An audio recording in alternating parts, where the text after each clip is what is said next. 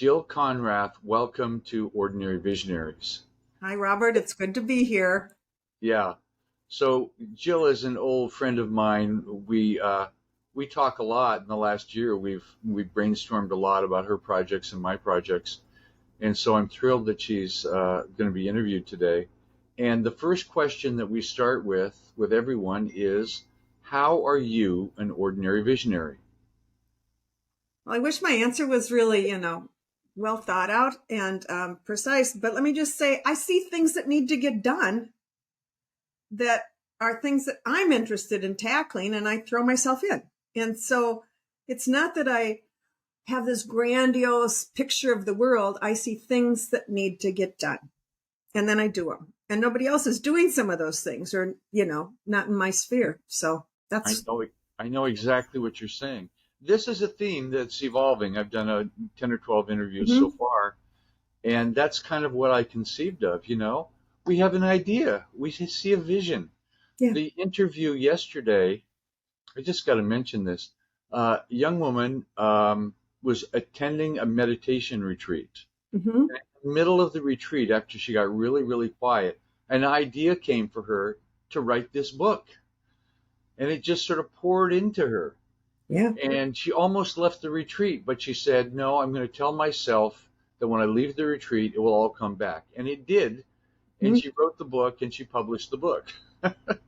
Yeah. So it's interesting where, you know, obviously there's a lot of podcasts around, but I was thinking, what could I talk about? And then the ordinary visionary Picked into your hit head. me, and I went, yeah, that's just it. Just the people I know Hmm. that are doing Doing stuff.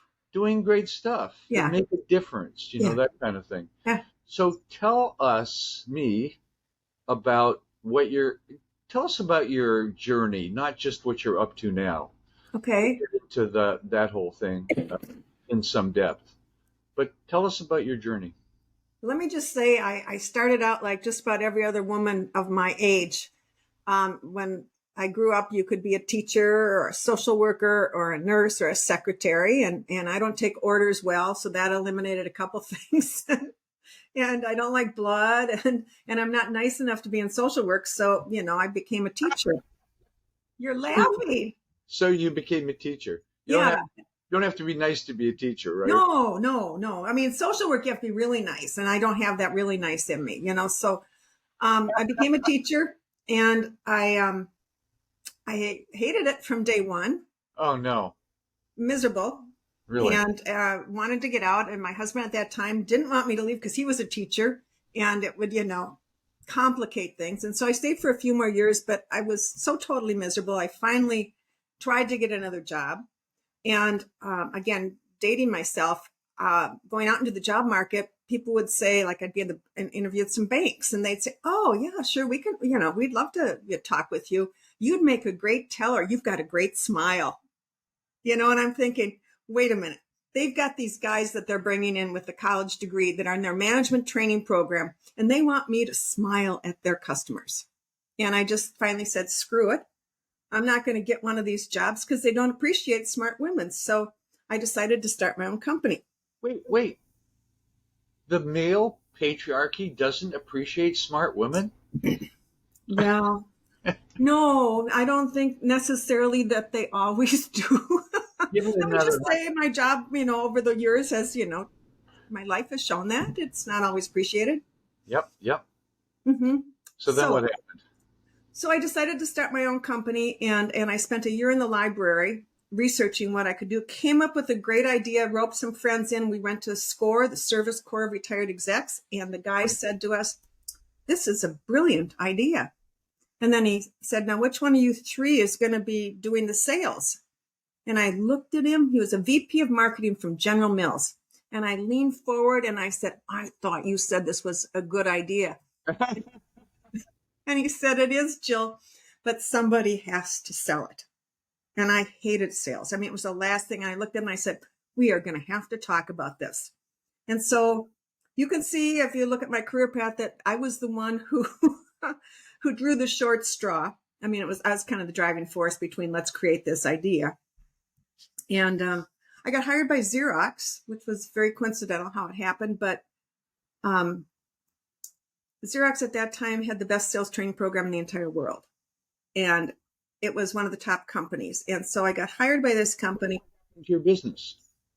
I started at Xerox to learn how to sell. And I became so enamored with the challenges and the, what sales was all about. I'd been a teacher and I was in a classroom my whole life, and suddenly I was out calling on all these interesting people with different jobs. I was doing factory tours. I was talking to people who had businesses that they'd started. I mean, I was like a kid in a candy shop. Yeah. And then I was having to learn a new skill and I had to learn about product. And then I had to, learn how to call on different kinds of accounts. And I did a lot of training. And as soon as I learned something, what I ended up doing is I would say, I've learned how to beat this competitor. And I put on a training session because I'm a teacher at heart. I know how to, I like to shorten people's learning curve is what I would say. That's kind of been a theme throughout my whole life. Right. So anyway, I stayed at Xerox for a while, then thought, I think technology sales is where it's trending. So then I moved into technology sales and did real well. And then I ultimately took some time off with a couple of babies and came back to work, started my own, worked for somebody else for 9 months and had to start my own company. I don't take orders well. I have my own ideas. So I did start my own company. Your own ideas? Heaven forbid. So what year was that when you started your own company, finally? 87. 87. Oh, okay. Yeah. So we didn't connect until 2001. 2001? Really? That's when you built my Leapfrog website. Right. Yeah. Well, it was only the year after that I moved to Boulder Creek, so I thought it was a little earlier than that. But yeah, I was in Palo Alto at that time. Okay. So yeah. Uh-huh. So I was building websites and I helped you with yours. Yep. I remember it so vividly. I mean, some I didn't. I hired someone else to sort of do it. I was going to help you with the language and everything. And then we hired someone that was incompetent and couldn't design. And so I did it, And Yeah. I did a pretty good job, I think. Yeah, you did. It was a really fun website. I mean, it was Leapfrog Strategies, and I had really good visions of leaping frogs, because I was helping people jumpstart things. And I had done consulting after my son was born, and I went back to work and started my own consulting firm. I was initially doing training, but it bored me to do the same thing over and over again because I like new stuff, learning new stuff. And so then I started consulting on product launches because everything was new. I mean, I'd go to a new company or a new business unit selling a new product to different kinds of customers. I could be selling to industry one day and, General Motors, or they could be selling to the local print shop. I mean, it was like I had to learn all sorts of things and I was in heaven. Right. And then one day it all came crashing down. I was booked out. 1 month, it all came crashing down. I'd been booked out as a consultant for 5 months. Yeah. And my 2 big clients, which were big multinational firms based in Minneapolis, where I am, both of them came under pressure from Wall Street at the exact same time. And both of them were told to cut costs. And when you're an external consultant, you're like one of the first things to go. So there I was, 5 months in front of me with no work. And I didn't have contracts because I'd been working with them so long. It was just all, and they kept saying, we'll get back to you. We'll get back to you. Yeah. But they didn't. So what did you do? Well, I started writing for the first time ever. And I started writing a fictional book, a Harry Potter book for salespeople. and 1 second. Yes. Oh my fucking God, the lights just went on. No. Oh my God. They really did. I should leave this part in here. Just to let everybody know, I've been without electricity since Sunday. It is Thursday when I'm recording this. Yes. And 1 second, I gotta let the dog out. Where'd he go? Dylan? Oh. My wife must have come and opened the door when we were talking. All these things are happening. Voodoo. Yeah. I tell you, well, this is my 3rd interview this week, and we're plugged into the generator and the internet is plugged into the generator, and will it last, and will we run out of gas? And oh my God. It's Yeah. been crazy. Anyway, so back to you. This is not Yes. about me. I might cut that out. I might not. I have no idea where we were, Robert. Well, you were talking about Yeah. you started to write Yeah. after after And that yes. you got And laid off from those two clients. I did. And I had fun writing. And then I woke up one day and I thought, well, if I'm going to write this book, I want it to sell. So then I started researching what it take to get a book published. Yeah. And I did a ton of research on that. And then it said you had to be a speaker. And I went, oh, the last thing in the world I want to do is be a speaker. Barrier after barrier. Oh, God. And it's like, Yeah. screw that. But you really did. And you learned how to be a speaker. Well, I joined National Speakers Association. And the very first meeting I went to was a guy from California who came and he was talking about there are two kinds of speakers. There's the speaker who has their shtick down and they come and they motivate you with their shtick. And then there's the people who talk with you and are real and honest and forthcoming. And he showed us some exercises that would help us be better at just being able to talk and share our thoughts and ground things in who we were.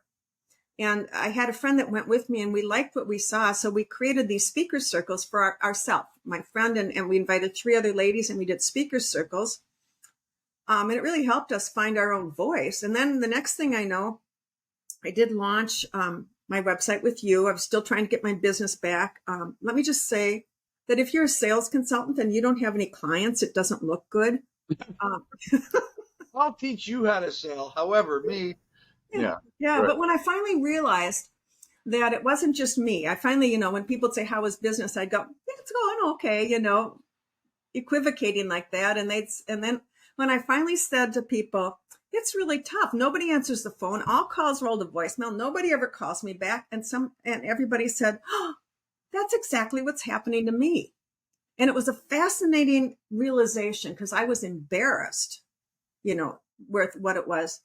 But when I realized it wasn't about me, then I could see it as something that needed to be solved. It wasn't that I had lost my mojo and it had no future. It was, this is a sales challenge. And so I literally threw myself into solving the sales challenge. So that's a theme in your life. You throw yourself into something, you learn about it, you read, so I can relate to that. Yeah. But getting a job as a consultant for a company is different than working for Xerox because everybody knows Xerox. Yes. So, if you call from Xerox, you're not some little guy, so it's a... But let me just say, if you call from Xerox, they go, we got it covered. We got a copier. I mean, they can throw you out just like that too. Yeah. Huh? Well, at least you have the backing of the company and yeah. Well, anyway, I worked on rebuilding my own business. And now that I knew it was a challenge and I experimented and experimented and experimented and ultimately came up with a way that worked for me. And I got my business back as a consultant and it was really fun and I was having a good time. But then I had a friend who asked me to do a pro bono project for her. And I had to read, I said, give me some information. It was about small businesses. And I was reading about the huge failure rate in small businesses. And I had a lot of friends who were in small business who were struggling. And I wasn't now because I got my mojo back and I was getting big clients again. Big clients. If you get a big client, it's easier to get more work because you can be in multiple divisions and they've got different revenue. Absolutely.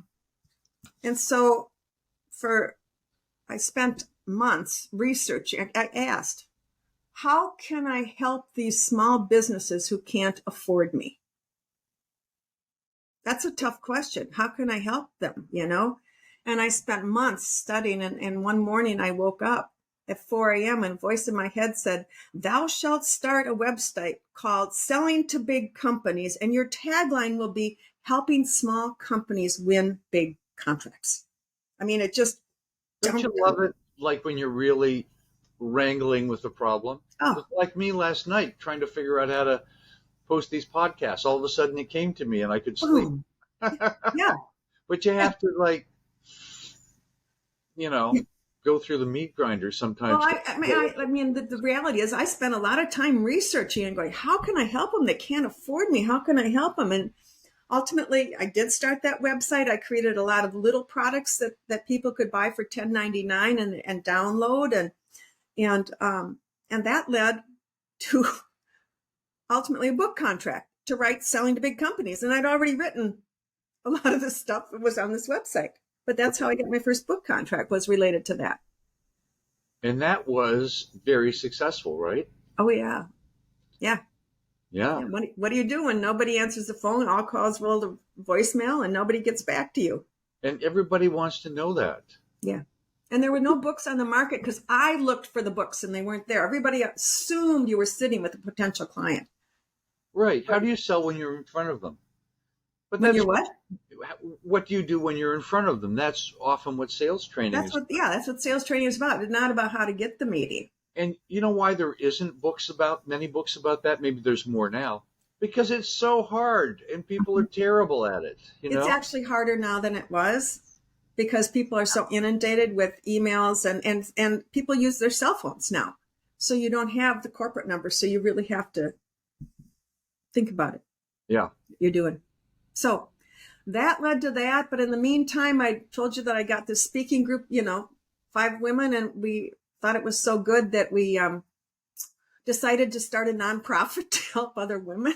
And so we launched a nonprofit, and I was in charge of putting the website together and getting the newsletter out. And we put on monthly events for women in the Minneapolis, St. Paul area. And we did that for 5 years. Wow. And I wrote the newsletter the whole time and ebooks and all that stuff. And, created all that. Somebody wrote that proverb, when you need something done, find a busy person. They were thinking of you. No. Right? Yeah, go figure. Yeah. So so after we launched in 2001, we launched, my Leapfrog website. Within another year, I was creating Selling to Big Companies. And at that same time, I was starting, the group was called Awesome Women back then. It's no longer in existence. We did, after a few years, shut it down. Yeah. And then what happened? Well, then I started speaking because I had a book out and I had to speak. And then I ran into another sales problem. I'm just thinking out loud. I ran into another sales problem where I had a client who wanted to go ahead and work with me and had said, get back to me next week. We've just finished a big project. And 3 months later, he hadn't returned my calls. And I went, what in the world? I mean, I know that Bill just, he wanted to work with me. And so I finally sent him an email and said, Bill, I don't know what I've done wrong, but clearly I've offended you. And I apologize. It was inadvertent. And he gets back to me in 30 minutes and says, Jill, you haven't done anything wrong. I am so busy. Yes.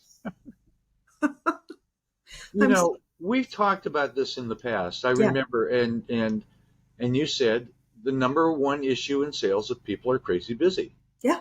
You know how many people I've told that to since you told it to me? Why aren't they getting back? And they say, well, it's this. No, they're just crazy busy. They're just busy. And your message isn't resonating with them. So you have to, what I discovered is you have to, work and experiment with different approaches for all these things, because if they're not getting back to you, what can you change? They're crazy busy. What do you need to say or write in order to get them to go, oh, that's interesting. I'd like to learn more. Yeah. Mm-hmm. And then you wrote another book called Snap Selling, right? That was about, I spent a year trying to figure out how do I get these crazy busy people to work with. I experimented. Now that I'd learned it, I wrote the book, Snap Selling, How to Sell to Crazy Busy People. Right. And then after that, people said to me, oh my God, this is really, really helpful, but I'm crazy busy too. What do you have for me? And I said, oh God, how would I know? I'm just swamped. I'm dying too. But I did have something that I could write. And it took a while for me to figure it out. Because I had done that consulting with all new stuff all the time, I knew how to throw myself into a new company, a new sales process, a new market segment, new buyers. I knew how to learn quickly how to get up to speed. So I wrote a book on how to get up to speed fast in a new sales position. That's agile selling. Right. And then everybody said, oh, this is really great. It's really helpful. But I'm still crazy busy. What do you have for me? And I said, I don't know. I'm dying too. And then one day I woke up and I said, oh, for God's sakes, Jill, this is another challenge you need to throw yourself into and figure out what to do. So I spent a year experimenting with how I could regain control of my life. And then I wrote a book, including all my foibles and what didn't work and what I tried. And I mean, it was funny, but it was my story. And, a lot of people got that too, because I haven't read that book. I think we'll talk about our retirement and our projects a bit, but I think I need that book. I'm not sure if I wrote it in 2016, so there may be some differences, but there are some interesting things in there I thought were fascinating that worked for me. Anyway, so that's kind of my career, brought me up to 2016. I kind of stopped everything after my husband died, and mother and father, and it's like I had to reevaluate. There were also a couple other things in there that I did in that time frame. In about 2004, I got really upset because everybody that was being quoted in my field was a bald white guy. And what is it with the baldness? We get the white guy, but what is it with the baldness? I don't know. It was Jeffrey Gitomer was my bald guy. Right. And I didn't say anything.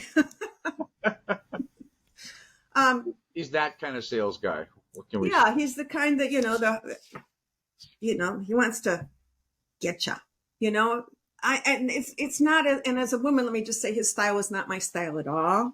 Yeah. Anyway,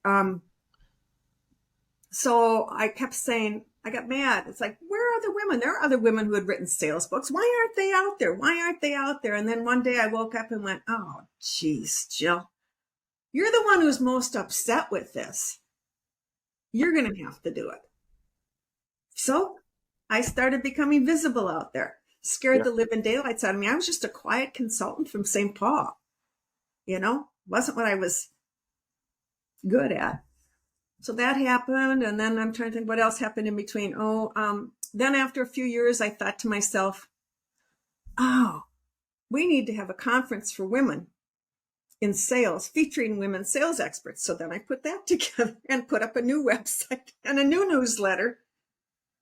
Meanwhile, I had my other newsletter and put on my first conference, and it pulled in about, it wasn't very big, but the second year, there was a recession and companies weren't sending their people. But what we did have the second year was the sales experts came in, and we had our own meeting, and we started sharing industry secrets, what we were doing. And that group, it was called the Sales Shebang back then, and it's now called Women Sales Pros, and it's morphing into Women Sales Experts, but it's still alive and going well. And it's women who are seemingly competitors. We do sales training, we speak on sales, we've written sales books, and it's all about how can we work together and super magnify our results. So I started that. Are guys even capable of such a thing? I don't know. I'm not one. Well, in my experience with working with men and women over the years, often women are better at collaborating like that with, competitors collaborating somehow. It's interesting because all these women, everybody was tentative at first because, I'm bringing together some of the women I most respect, but, they do business in my clients and vice versa. And we all got better because of it. It was just, fascinating. Everybody had to give a presentation about one thing that they'd learned in their business the last year that had been helpful and grown their business, some aspect of their business. It was very, very helpful. Yeah. And that group is still going. And then about that same time, we had that recession, and my brother lost his job, and I met with him at a coffee shop, and he was just sobbing. I should have saved more money. I don't know what to do. I'm 50 years old. Who's going to hire me? I don't know how to do this. It was just like awful. And I thought about it for a while, and I went, well, I kind of know how to do some of this stuff. Like I know how to get into companies and have conversations and all that. So I wrote a book. I wrote down, and I took somebody who was going through a job transition and worked with them and coached them and wrote it all up. And it was called at that time, Get Back to Work Faster. Then I launched a website. I see a pattern here. I know. Idea, can't do it, study, website, write a book. Yeah. speak. Yes. And Yeah. That is the pattern. Yes. And I actually, with that, get back to work faster, I actually put on an 18-month series of webinars for, inviting all these people, top people, to come and speak. And Seth Godin was one of them. And then I think the final big question, I think that's all I've started except for right now, but the final big question I asked was, how can I give away my expertise for free and still make good money? Which is an interesting question too, because I wanted more people to have access to my material. yeah. But I didn't want to have to charge them for it. Again, I'm going back to that small business, that I cared about. So at this time, you had made good money. I had made good money. And you saved money for your retirement. Yes. Yeah. Mm-hmm. It's so great to be able to catch up with you 20 years after starting to work with you. Yeah, you were there when I was, I was like, I'm over my prime, I haven't carried the bag, like I said in sales, I haven't been out there. I've been just doing consultant. I'm not relevant anymore. I don't know what I'm going to do with the rest of my life. Yeah. Yeah. So here I am. So, let's go more into what you're working on today. So, I don't know, you contacted me, I contacted you, the whole thing of, I'm blanking on the name of your new initiative. What's really possible? What's really possible? Yeah. And we started to have conversations about that. Mm-hmm. Mm-hmm. And we just brainstormed a number of times. Yep. And you were so helpful to me. So helpful. And, the greatest gift to a consultant is, and I wasn't, you weren't paying me for this. We were just sort of, just doing it because I wanted to help you. Yeah. And the greatest thing for a consultant is for someone to listen to you and put stuff into action. A lot of clients have done that, but a lot of clients haven't. Right. You go the extra mile, you give them everything, and it just sort of sits there on the floor. Really feels good, doesn't it? Do it. Yeah. But someone like you're a go-getter. It's like you can't help yourself. You have to manifest things. Yes, I do. Yeah. So tell a little bit about the journey of. Okay. Yeah. Of what I'm doing today? Yeah. Let me just start out by saying that what I'm doing today was an idea that came to me in 2007. And wow. Oh yeah. I wasn't ready for it, but that was the first time I noticed the political divide. I had gone to another state for a football game and was talking to a young man waiting to get in a restaurant. And he said, what state are you from? I said, Minnesota. His first question, red state or blue state? I was like, whoa, that's his first question. Really? Yeah. And I said, well, Minnesota's interesting. We're kind of half and half. And I explained, I said, we even had Jesse Ventura, the professional wrestler, as our governor in there too. Yeah. And then he said, oh, where do you get your news? And I went, ooh. I mean, he's trying to put me in a box. Yeah. And I said, well, I go on multiple channels because I want to see what different stations are saying about the same situation. And even today I do that. And I have different apps for different political views. And then he just turned and stopped talking to me. I mean, it was like I was a bad guy, or I wasn't a good guy. I wasn't a bad guy. He didn't get me, so we can't talk. Yeah. I hear conversations about exactly that all the time on the news, that people won't talk to you. People aren't, if you're red versus blue versus purple. Yeah. Yep. And it's, that's a problem. But anyway. Yep. Anyway, shortly after that, I was at home talking to one of my neighbors who I knew had very different political views. And we usually avoided that kind of conversation. But at one point we were talking about something and I said, I'm just one of those millions in the middle who believes X. And she said, so am I. And I went, whoa, that's a phrase. That pulled her in. I'm one of those millions in the middle. So I got millions in the middle back then in 2007, but I also got for some reason, I thought I got What's Possible. I tried to get What's Possible as a domain name. It wasn't available. They suggested I might like What's Really Possible. So I got that back in 2007, not knowing where I was going with it. But I knew. But just an idea that was floating around in your head. Yeah. So Yeah. I have addictive domain disorder. I buy domains if I have an idea. Me too. And No. like 10 minutes later after buying it, I go, well, maybe not.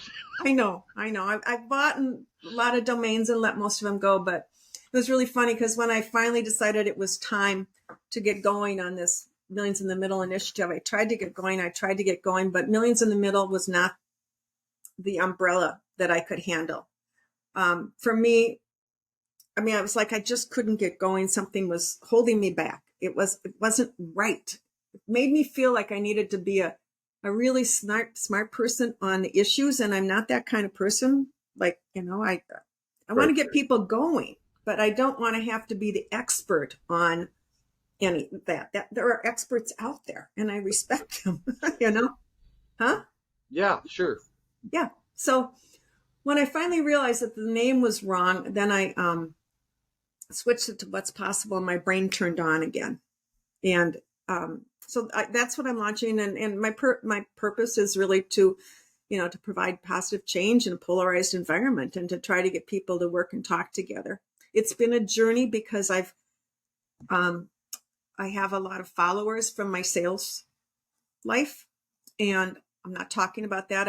I've left that behind. In fact, on my website, jillkonrath.com, all my stuff is free that I can give away. Yeah. No doubt. You don't have to sign up. Just take it. Use it. I don't care. Great. Yeah. So we're sort of in parallel paths because you have, I've retired. I retired in August. You retired, I think, a little before then. I'm not sure. I'm not sure if I ever retired. I just stopped working for a while. Well, funny, I started my business on August 1st, 1984. How I remember that, I don't know. And I stopped it on August 1st. No kidding. 2023. So 39 years. I Wow. didn't make it to 40. Yeah. Well, but like you, I wanted to do projects. So I continued my newsletter, sort of like you, Yep. and I called it the way I see it. Yep. It's fun. Yeah. And I'm writing about all kinds of things, and now I'm doing these interviews, and I'm sleeping later. I took 3 months to write a really long series of articles about jazz, which I think I mentioned to you. You told me that, yeah. Yeah, that was quite a project.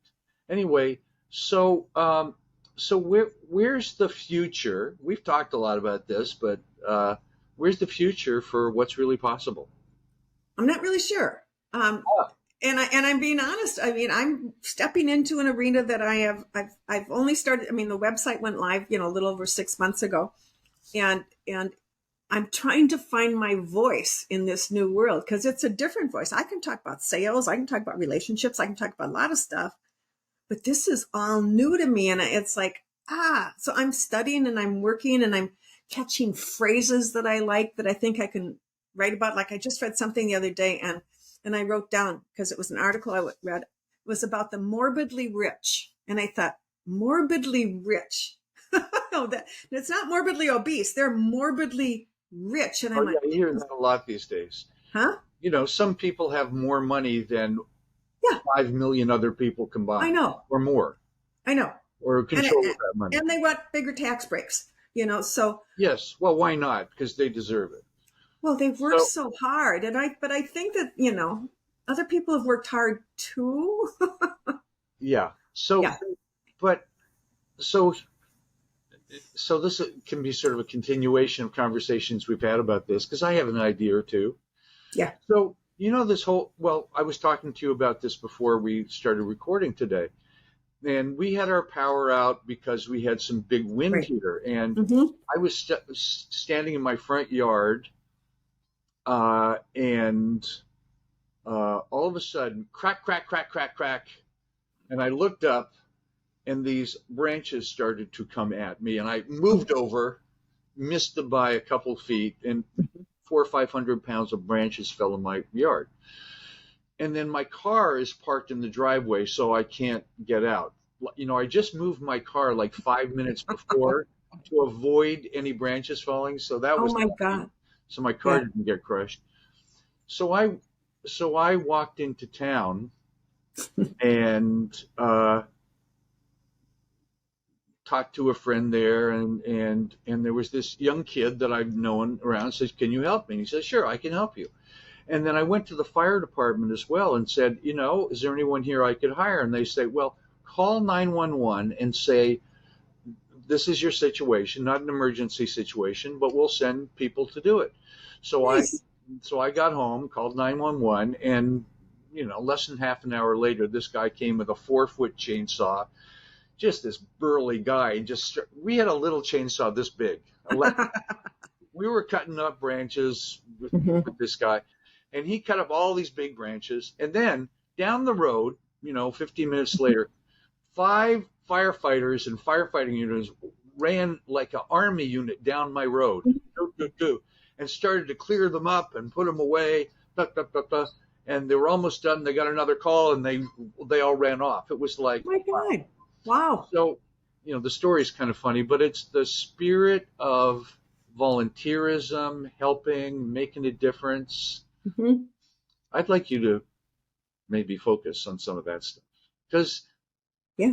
what's really possible is often beyond, you're sort of out of the making money arena, Yeah. and what's really possible. And those kind of things resonate with everybody. Yeah. That could have happened in any community in the Yep. United States, It could. Mhm. you know? And I wrote a story about how I befriended a homeless Mhm. guy and I put it Yep. on the thing. It's And on my website. yeah, Yeah. but, so people listening to this, if you got a Mhm. story for Jill, Yeah. contact Jill and say, here's something that's happening in the Yeah. community, things that are making a difference. Mhm. Last night I went to a candidate meeting for Mhm. 4 candidates running for county supervisor. Mhm. And it was so freaking inspiring. It was amazing. Smart, intelligent, capable Nice. people, Mhm. not saying how terrible the other one was, but just sharing about what they could do and what they Yeah. knew and what they wanted to do. And you went, democracy is alive. Yeah. We look at this national politics that is just like a cage match. Help. God But, help us. people want to make a difference and people want Yeah. to have things happen in their community. And we have some Mhm. real issues in our community. Yeah. And I think all the communities do, and I think it starts with community and state, sometimes more than national. There's going to yeah, be some people um, pounding it out. I think there's some interesting things going on when I say what's really possible. I think, and I've talked to some people and read their work, but if you say what's wrong and how do we fix it, you get a whole different answer than if you say what would we like to create. yeah, What would we like to create leads to a whole different answer than what's wrong. Because if it's wrong, you put in these knee-jerk solutions that don't lead to what you want. But if you say, what do we want to create? What is the future we want to create in our community, in our country? I mean, you get a whole different yeah. answer. And And, that's about what's possible. and most of us can only start at a very local level. But look at what you did Yeah. in your business. You wrote books, you went out speaking, you had a big impact on thousands of people. Yes. I did too, I Yeah. had a newsletter with thousands and thousands of people. Yeah. I did webinars and, I was out there. I didn't get out there physically. I've been at this desk for 20 years. Yeah. My wife comes every day and unbolts me from the desk and, On both you. I remember a time in my business, probably about 2007 or 8, and I had to make a real choice point because I was having trouble balancing consulting with having a greater impact. Like I had to literally say, I can consult with this one client and help them launch this new product and be successful, or I can turn my energy over here where there's all these people out there who I can impact, their livelihood, their families and stuff. And so I had to stop one thing and focus over here, even though it wasn't, I'm okay at speaking, but I'm not a speaker. I mean, I talk. not a speaker, but I talk. What's the difference? I think everybody that's listening to this will find you very inspiring. You Yeah. know, the thing is, you don't have any. You've written books. You know this stuff in depth. It's not a cookie Hmm. cutter 3-step process to make it No. successful. It's like Yeah. it's work. There's deep understanding to make things work. Hmm. Look at technology and the incredible amount of work and science and study Oh, and yeah. years and years Yeah. and years to create the the technological marvels that we have today. But that's true for anything. It takes a lot It of work. is. It takes a community. It takes leaders. It Yeah. takes people that want to make a difference. Hmm. Let So, me also add. I think there's something else that I've done that a lot of people are scared to do. I gulp. I gulp and I do it anyway. It's like, oh God, what am I doing? I have to speak, you know. And so I learned to speak. Oh God, I've got to get out and be public facing. And I'm just a small, person in Minnesota. No, nobody knows me. Gulp, and I take the gulp and I do it. you let. if you can't help yourself, I can't help myself. It's like it has to get done. you might as well just let life roll and express what's there to express. Yeah.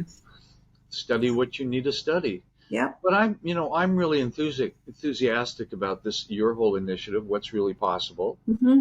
Really, I'd like I to. am too, and especially when I get my feet on the ground and really know what I'm doing. I mean, it's like Well, I'm a beginner here. what if you never knew what you were doing, but you were just I, look? This is one of my secrets. I get an idea and just go into action. yeah, I don't study as much as you do, which is a weakness to some degree. It's like, maybe mine is too, huh? I haven't got the whole technical setup of this podcast perfectly yet, but I'm getting a new technological marvel in the next few days where you look directly at the screen and it doesn't look like you're here, or here, things like that. Mm-hmm. But I didn't have to get that perfect before I started. No. We're having a great conversation no matter where my eyes are, right? So. Yes. But I'm excited about what's really possible because that's the kind of thing that I've been thinking about and writing about when you brought it up to me. I said I've been writing about this stuff and thinking about this stuff and turning Mm-hmm. on Zoom and talking to myself about this stuff. And, Mm-hmm. so we were very, very in sync about Mm-hmm. that. Yeah. But, so I'd love it if you wrote a newsletter every week. Well, I'm fine. I'm finally getting there. I mean, you'll laugh. 2 weeks ago, I went out on vacation to Park City, and when I got there, I got COVID, and I didn't know it was COVID when I was there until I got home. But I spent a lot of time in bed, and I had brain fog. But it's funny because on the way out there, I had outlined 3 months worth of newsletters that I was going to write, All and right. then All right. Good. yeah. But then I came home, and it was gone. I mean, I totally forgot that I'd even Did you been write thinking that? about that stuff, huh? Was it all in your head?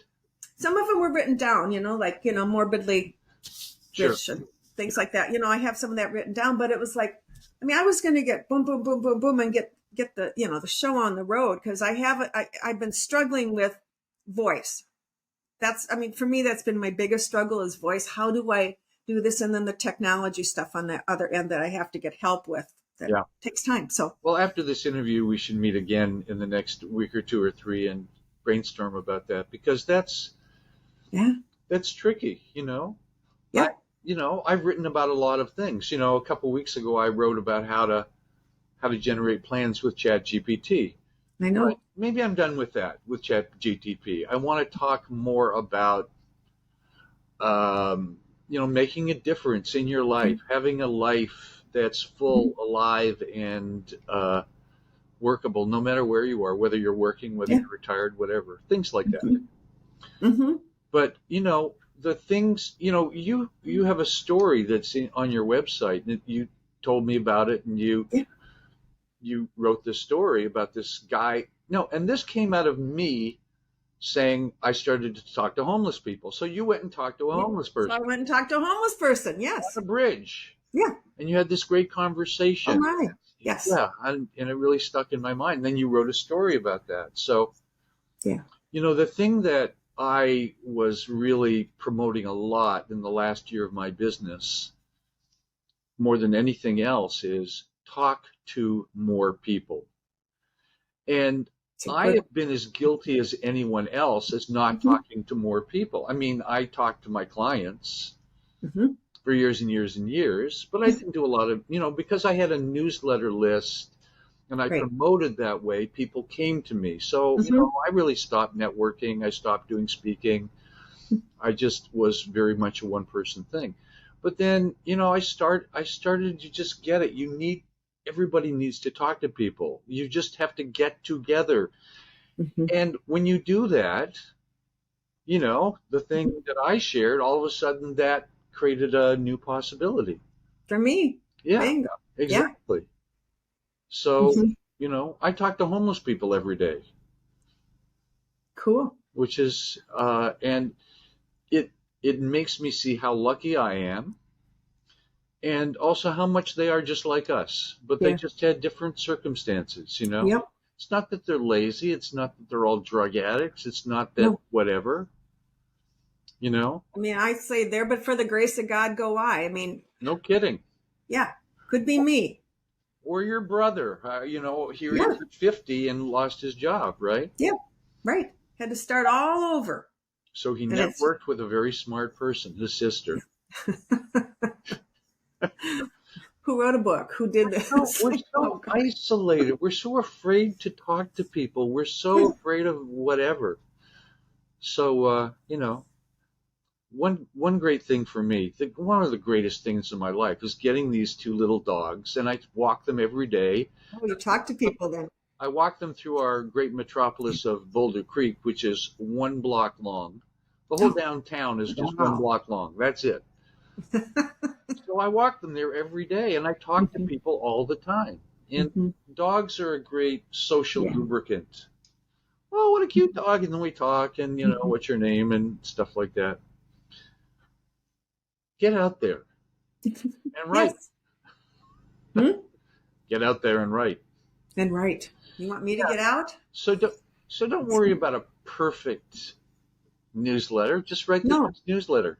No, I need to. And I really, really want to have a regular newsletter again. I mean, it's been off and on and, up and down and stuff. But again, I think it's just me putting my feet down and knowing that I can go ahead and, Yep. you know, Well, just, knowing you and your past behavior in terms of learning how to do things, you study, study, study, pop, it happens. You'll probably have a much better newsletter than me. You're who knows? no Who question knows? about it. No, but I suspect at some point I'll probably write another book because that seems to happen.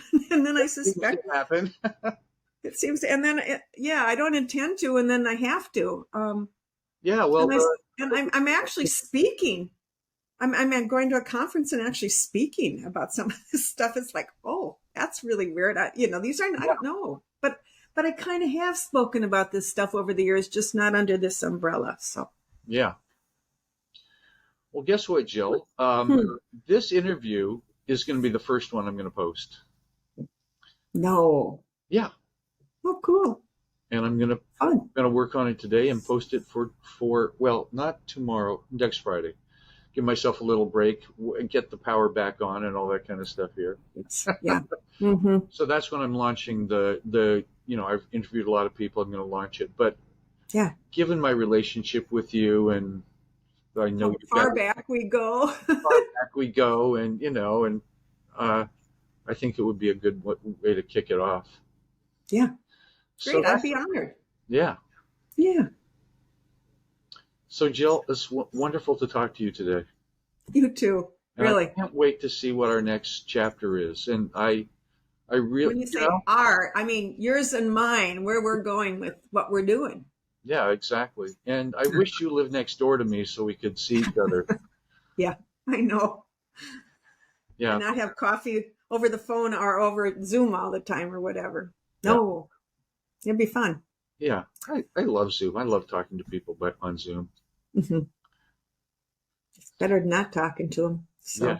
So, mhm. So thank you, Jill. I really My appreciate you taking pleasure. the time, and congratulations on really creating a life that made a difference. Thank you. I think we all want to do that. I think that's behind everybody. Yeah. Some Yeah. just don't know how to do it or don't know how to get started. Yeah. But it's possible. It's possible, and not everyone's going to accomplish as much as you and write 5 or 6 books. No, but they don't have to. Yeah, I wrote one major book, and that was it. That's all. That was it. You've given a lot of great advice over the years. Yeah. Thank you, Jill. Thank you. Thank you. Thank you. Yeah.